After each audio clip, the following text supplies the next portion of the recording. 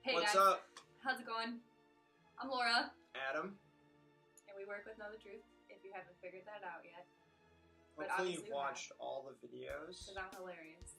She is. I'm The not. funny one. I'm The the weird weird one. So, before we get to the real topic of this video, a couple weeks ago, you guys heard 3 things about myself that you didn't know, which could be anything for the mere fact that you just don't know me. But I've challenged Adam with the same request. What are 3 things about yourself that many people don't know? Number 1, I like to draw. I am not good at drawing. I am not good at art. But I like to do it from time to time. Number 2, I'm a fan of Justin Timberlake. Now this is like post NSYNC. Number 3, I don't drink soda. All right, so today's video, at Know the Truth, we do a lot of storytelling. We share our stories. Everyone on our staff has gone through some sort of struggle in their life. And we know that sharing our personal lives isn't easy. Being vulnerable with people isn't easy, but it does hold value. You know, it is therapeutic. It does let you know that you're not alone. I think some of the biggest challenges that I face while sharing my story and the things that I've learned is it's really easy to tell you all of the dumb decisions I've made, but it's not easy to talk about some of the trauma and the hurt and pain that other people have done to me. And although that's not easy, I know that I can relate to people. There are many days that I come home and I'm mad that I can relate in that way because I don't want you to go through that. And I think sharing our stories gives permission for others to open up about theirs. And so when we talk about some of those tough things, even though they're not easy, it's definitely worth it. So just a little bit of my story.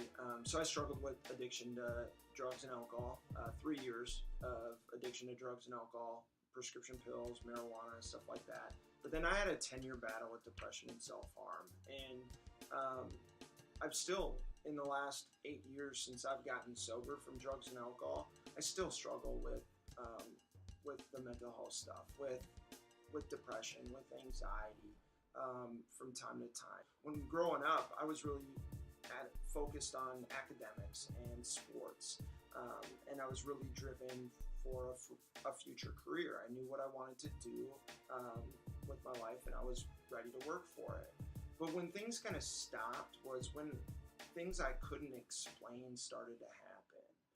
I started really struggling with depression, and I've actually attempted suicide 3 times. And the thought that I would want to end my life when I have all these good things for me that were going on, I didn't know how to explain that. And so what became a better option was when I turned 21 and I started drinking. That just helped me kind of escape. And I found things I was looking for in that. But then I didn't even realize that this thing became more important than everything else. My family, my friends, all these relationships started to suffer, and things just got completely out of hand. My home life was pretty chaotic. My parents split when I was 8 years old, and my relationship with my dad was pretty tough. Even to this day, it's still pretty tough. My freshman year of high school, I was diagnosed with severe depression and anxiety. It runs in my family. I've had many family members that have committed suicide, and my freshman year was the year I turned to drinking. I started hanging out with a group of people that started partying, and I wanted in. Not because I was sad, not because I was struggling with a lot of things at home, but because I wanted to be a part of it. I wanted to be in on the secret.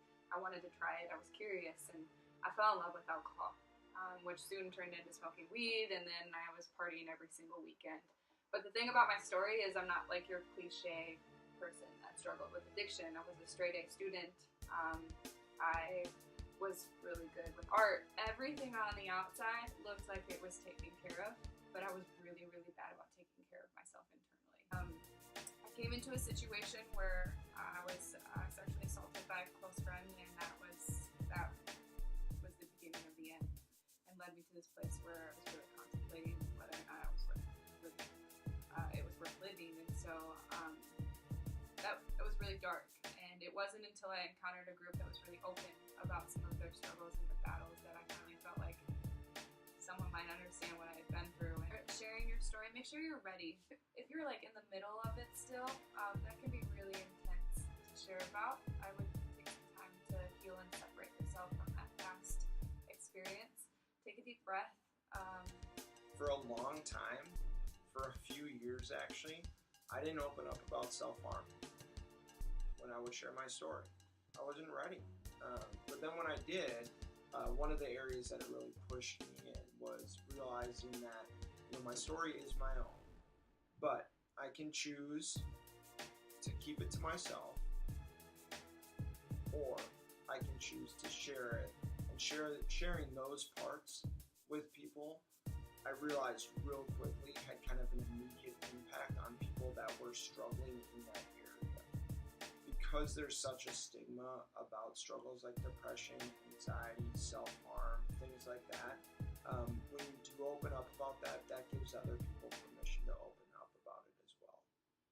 Yeah. So I know like this topic can be really heavy and really hard, but we want you to know that we're here for you guys. Yeah. If you want to share your story, if you're looking for a platform to be able to get out there, you've come to the right place. We want to help with that. Connect with us. Send us an email. The email right here. mystory@mntc.org. Follow us on any of the social medias. If you'd like to, the one thing that we do as an organization that we do well is we do a good job of getting out there. We speak to 55,000 kids every single year. We have a platform. We have an audience. And this audience are real people just like you, just like me, that need help, that need encouragement, that need to see someone that struggled, that's succeeding, need to see someone who's still kind of in that struggle. My story affects people that his doesn't. His story affects people that mine doesn't. And there are stories that we're missing out on because we can't relate in some of those areas. And so we want to give you that opportunity. We want you to have that safe platform to share and to feel comfortable in that opportunity because your story will have impact on people that ours won't. If you're ready, share your story. You can do it in the comments below. Cool. Bye. You guys are awesome. We'll miss you. See you soon. To recap, tip number 1, sunscreen, water, closed-toed shoes, eat food, create a list, know the schedule.